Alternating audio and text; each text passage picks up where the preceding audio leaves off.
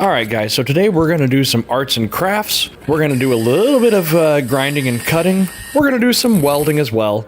And then I'm also going to bleed. But the BMX frame is done, and here's how we got there. Nope. You guys gotta wait a second. I'm just gonna play this clip. I don't even know how to start this thing, but here's this. Well, about 20 years ago, 18 years ago, when my buddy and I were riding BMX a whole bunch, we thought it would be a good idea to start making our own frames. And they're not good. So I figured after, almost a 2-decade hiatus, I'd make another one. But let me show you guys my first frames when I was a little kid that I made. Oh, I hate heights. All right, so up here. It's so bad. It's so bad. I'm pretty sure this was like a mongoose loop tail. I'm not 100% sure. We were trying to get like the whole like flatland geometry, and yeah, we shortened it a whole bunch in the rear chainstays, and of course got a whole bunch of clearance here. But that one's, ooh. And I remember it was actually a pretty nice chrome bike that I cut up. But at that time, this bike here is only 10 or 12 years old. A pair of handlebars that are, I don't know why they're like that, but pretty freaking cool band. If you guys don't know it, check it out. Pretty neat. Yeah, I don't think we did too many modifications. We did a little torching and bending here. But this is like a bike that I rode for so freaking long. Oh yeah, we got some good stuff going on there. What was that? That was Yakety Yak? Does anyone remember Yakety Yak? Another frame.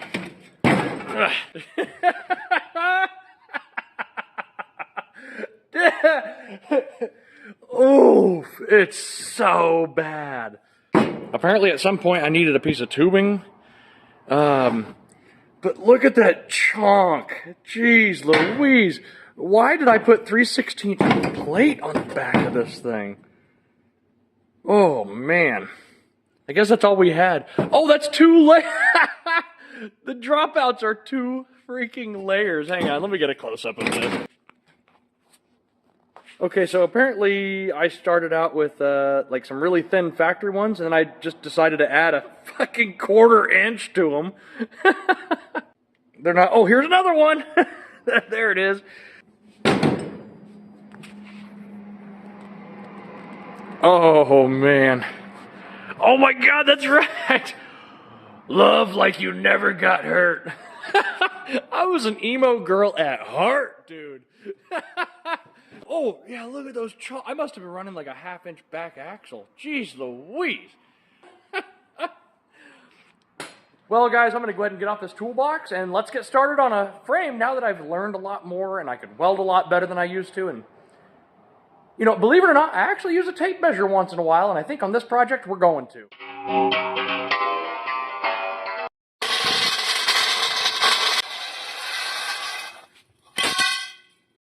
Alright, so here's the beginning of our jig. I just need some 3/8 to hold the forks. And I might use this head tube. I might make one myself. Not quite sure yet. So anyways, what I'm doing here is I'm just cutting some of the 3/8 bar stock. And going to cut it to a certain length. And with that, what I can do is I could weld it onto the jig and make a T-shape. And I'm leaving the 3/8 bar pretty long. The longer it is, the more accurate your measurements are going to be when you go from side to side like you see me doing here. So it's just a little bit of bending. And it's all nice and square. I'm going to go ahead and just weld it in place, and that'll hold the front forks. And for this case, normally I would like to use like some 3/8 threaded rod. But I was feeling pretty lazy, so we're going to go ahead and just slap the forks on here and weld them on in a while. I need a bottom bracket. I was really hoping to run an American-style bottom bracket, but we're going to go ahead and run this thing, so I'm just going to cut everything off of it. And I'm leaving part of the chainstays here on the back. That'll help me have a little place to like weld onto and clamp onto. And the tubing I'm using for the bike is 1 1/4" 065 wall. And the head tube, it almost fits those bearing races. So what I'm going to do is take a socket and force it through the ends of the tubes. And I found a nice little tapered socket here that just worked out perfect. This socket's outside diameter is about 4 thousandths smaller than the bearing races. So they just kind of tap right in there, and there we go, we got a nice fresh metal head tube. All right, now we got the bearings and all inside there, so that means this thing's ready to jig up. Now the head tube angle, I'm setting it at 72 degrees. It's a little bit slack, but that should just about go along with the old school geometry. Right now I'm just measuring before I tack weld the forks on, just making sure that they're nice and square over that rod, and I've got equal distance from the center of the jig to each side of the dropout on the fork. And with a couple of big tacks, I'm just measuring the head tube angle. I'm going to tack in a little brace here.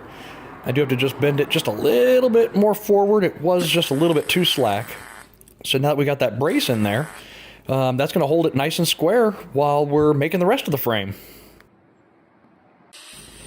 And for a couple of reasons. One, because I'm cheap, and two, this is just the way I've always done it.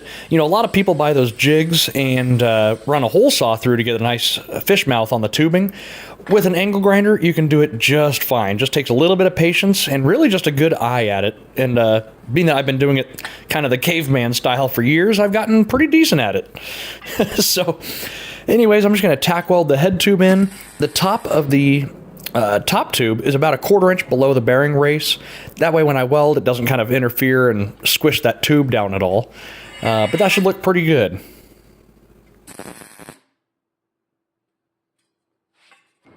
Right now I'm getting ready to weld the bottom bracket to the jig, and that's where that 3/8 rod comes in handy. Now I can square everything off with that. Being that I know that that 3/8 rod is definitely square with the rest of the jig, I can just make all my horizontal measurements with it and be just fine. You know, at least within maybe an 1/8 or so, but that's plenty good for doing it on a concrete floor with no special tools. Now the seat post tube looks pretty long, but I will be cutting that off soon, but you'll see why I left it kind of long. It really helps with the measurements. But yeah, the notches are looking pretty darn good. I did decide I'm going to MIG weld it, so I am leaving just a little bit of a gap. I am running 035 wire. And here's why I left the seat post tube so long. With a tube going through the cranks, I can measure it from left and right and make sure that it is straight up and down, because the the angle finder I'm using is not very good, but a tape doesn't lie. So I'm going to go ahead and just tack weld the seat post where it's nice and straight, remeasure. And it did seem like I was a little bit off, so I think at some point in the video you see me kind of just bend it a little bit more straight. But right now I'm just notching the down tube and trying to get a good curve on that thing, a good fish mouth. And it takes a few trial errors. I left it really, really long. I'm just getting the head tube to down tube notch all done. And then I'll lay the frame on the side and cut the down tube to length. Even if it's a little bit long, it might be a 1/4 inch too long. And we'll just kind of keep grinding away at it until it fits up against the bottom bracket just fine. All right, so there's the down tube. So essentially what I'm doing is I'm just kind of eyeballing it and drawing a line, like pretending I can see through the tube and drawing a line where the bottom bracket is. So I'm going to go ahead and just cut the down tube to length. All right, well, we're looking pretty darn good. I'm really happy with the gaps. Now, I am still debating whether I'm going to gas weld this thing or use the old Sparky here. But gaps are looking pretty good.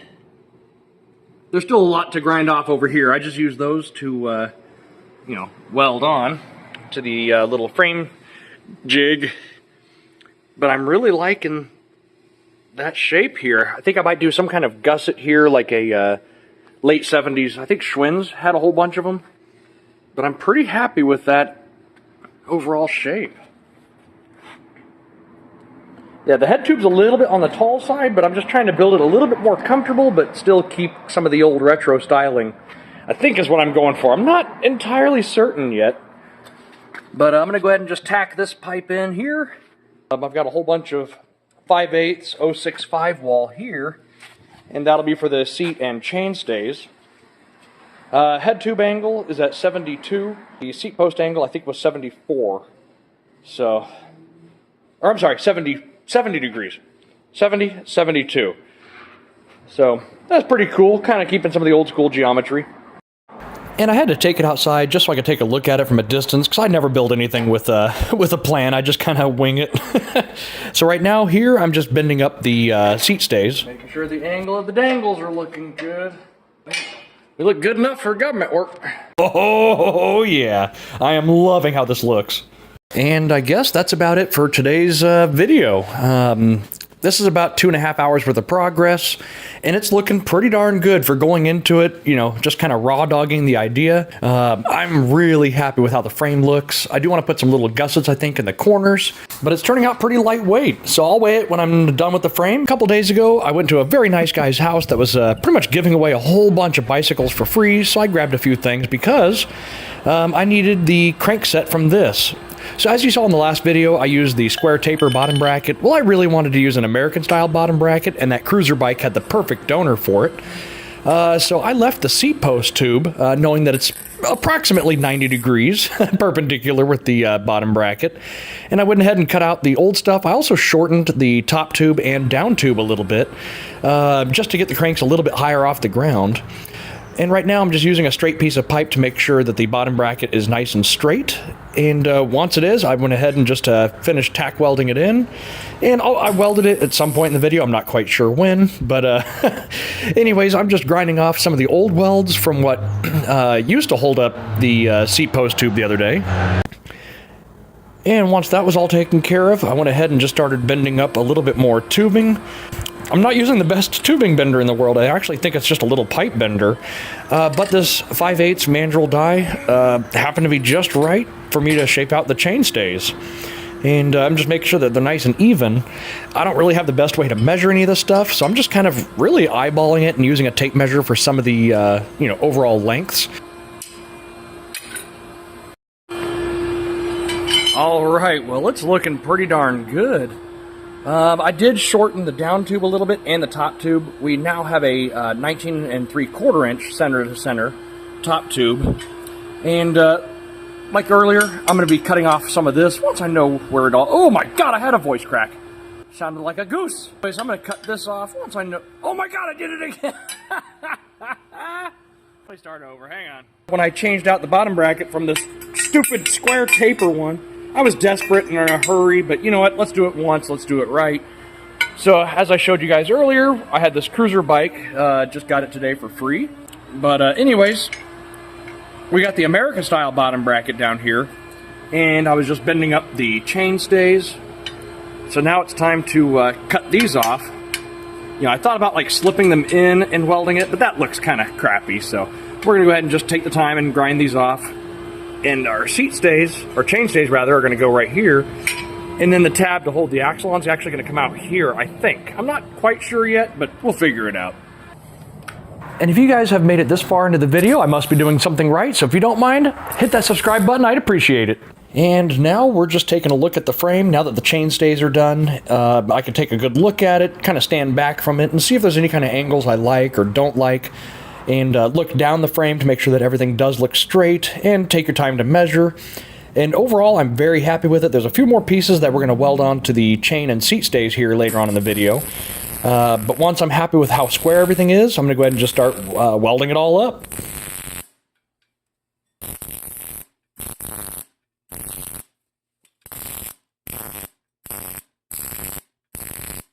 Now, like I've said before, I'm definitely not the best welder. Usually the stuff I can weld really good is all like 1/4 inch plate and, frames for cars. This 065 tubing with 035 welding wire, I find super, super difficult. So if you guys have any tips or tricks, I'd be happy to hear them out. You know, I never took a welding class. I just picked up the stinger and started sticking metal together one day, and here we are. Oh, I love how this looks. All right, well, everything's looking really good except for one thing. I am running really low on argon, so hopefully that's going to be enough to get me through the project. And here's the wheels I got, also from that nice guy. I picked up a whole bunch of 20-inch, just generic, chrome BMX wheels, but they look the par, they look right to me. Some are in really good condition, some not so much. I also picked up these old school brakes. They are really, really neat. I've had one before, and it just looked wickedly cool. Picked up some old school handlebars. I'm really hoping the chrome is going to clean up on these. If the bike, or if the chrome really, doesn't clean up all that good, I'm going to go ahead and build this thing like a patina, like it was built 40 years ago. Picked up some GT pedals, and just all sorts of kind of good old school stuff. Well, now it's time to start on the dropouts. And a few more things on the back side of the frame, and everything should be all good. So I'm just taking this 1/8" plate, and I'm going to cut out some really thin cardstock. And from there, I'm going to go ahead and just do some cardboard-aided drafting, and just kind of pencil it all in. You know, horseshoes and hand grenades. I'm just kind of making a generic size that I want it to be. I also like to leave it a little bit long, that way I can kind of keep trimming away at the cardboard. And I'm pretty happy with that shape. You can kind of see what I'm aiming for. So I went ahead and traced it out. And I went ahead and drilled a 1/4" hole first, then a 3/8. I always start with that first, because then you can take the cutoff wheel and cut the notches in. If you really wanted to get picky with it, you could just make a couple of notches that are too close to each other and then just file it out. But for a build like this, we're not looking for perfection. We're just looking for a bitchin' late 80s looking build. So if there's a little deviation there, not a big deal. As long as the axle kind of fits tight up and down inside there, that's really all that matters. So it did. So with the first one done, I'm going to go ahead and just take a look at it on the frame, see if I like the shape of it, and I do. I think it's going to be plenty strong. And a note for you guys, when you're welding through steel like this, go ahead and clamp it down, because as I was holding it like that, the drill bit caught and it just spun that piece of metal out from underneath my hand before I could even move it, so that was fun. All right, so now we're going to trace the dropout out and cut it up, and now we've got 2 of them. I'm going to go ahead and just deck them real quick on my little belt sander here. And I did bevel the edges just a little bit. And I'm going to go ahead and get those tacked on.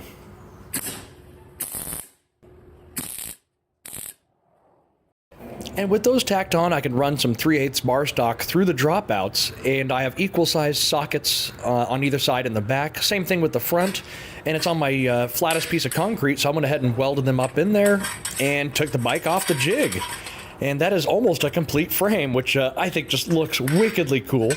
I can run up to a 2.40 tire in the back with no clearance issues whatsoever.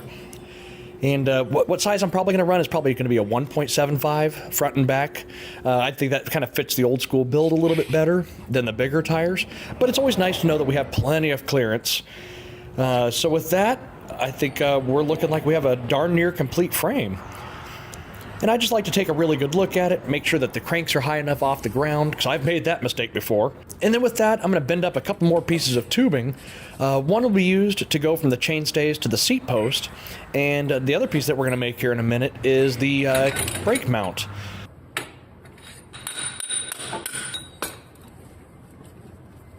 Let's go.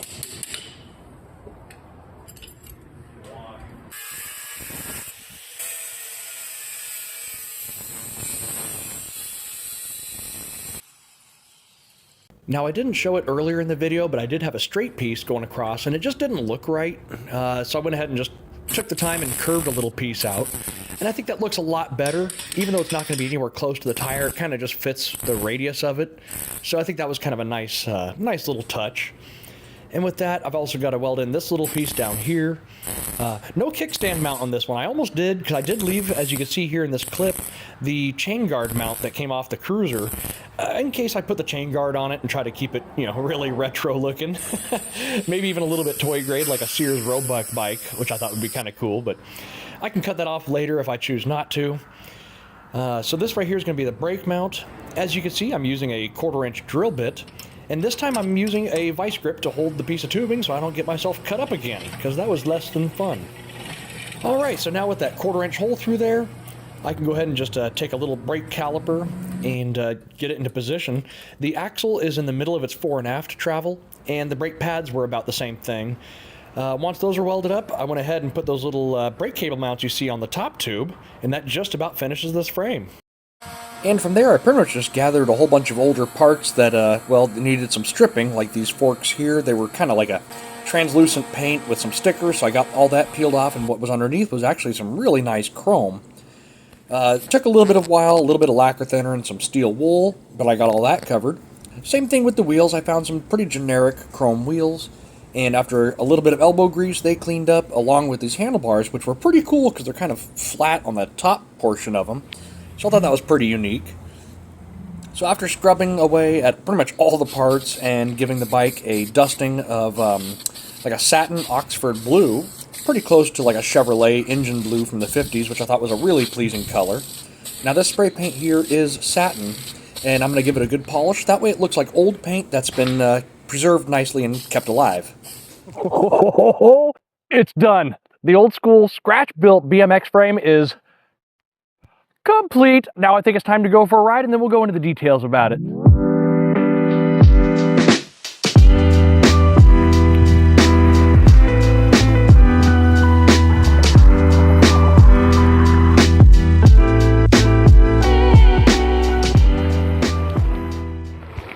Guys, what a ride this thing is.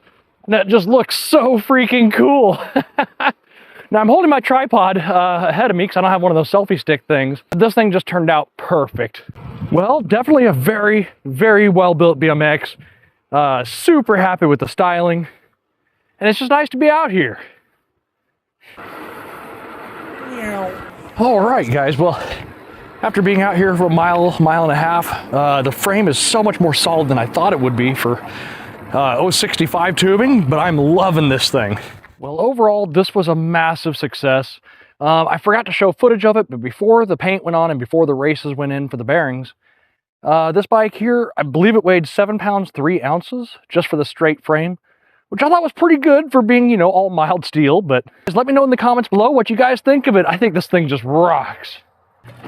And the best part about this all is that, you know, being that I built it from scratch, there's a certain level of pride that goes into this thing, and knowing that it'll get you from point A to point B, and it'll probably be around long after I'm gone. So most everything on this bike was all free stuff from Facebook Marketplace. The wheels, the forks, the brakes, the handlebars. A guy was just giving away a whole bunch of bicycle parts, so big thanks to him. That really helped out this project. And I just kind of grabbed a whole bunch of stuff, and the bars were super rusty, the wheels were pretty rusty. The brakes I haven't really cleaned up yet because I might not keep them on. They look too good for the bike. You know, I want like those old MX, you know, C brakes, whatever they're called. For being built out of scratch and probably having less than, I'm going to say 15 hours into it, I think it just turned out so cool. And a big shout out to a local guy to me who makes all the stickers for my projects. His name's Jason, so if you think these stickers look pretty freaking cool, spam Jason Rocks in the comments. That'd be great. I'd appreciate it. And I also might downgrade the chain ring. This just looks too good. I think I just want like a solid chrome one. I think that would really help like the cheap box store look that this bike's trying to pull off. And besides the tubing that I bought for this bike, brand new steel tubing, I did buy a $14 BMX from the thrift store so I can get these blue wall tires, which, oh, and the brake levers and the grips. So I thought that was just like a really cool combination. I think everything worked out really well there. Let me know what you guys think in the comments. I think this thing turned out really, really cool. The frame fits me perfectly. I'm 5'8" if I'm wearing 2-inch heels. So I think that's pretty good. You know, it's a little bit longer than the flatland bike that I ride, or used to ride, you know, in yesteryear. This thing feels a lot less cramped. What I'm thinking about for my next project is building like a cargo bike, but in old school BMX style. I think that'd be really cool. And hopefully it goes to encourage you guys that if you have like a Harbor Freight, you know, 4.5-inch grinder and a little welder, you could easily fab something up like this. This bike, when I started building it, I had no plans. All I knew is that I wanted the chainstays here to kind of resemble like your late 80s, early 90s, typical GTs and other BMXs that had that extra little swoopy stuff going on, which I always thought that was the coolest thing. Anyways, it would help me out a ton if you guys liked and subscribed so I can keep building stuff like this to show you guys.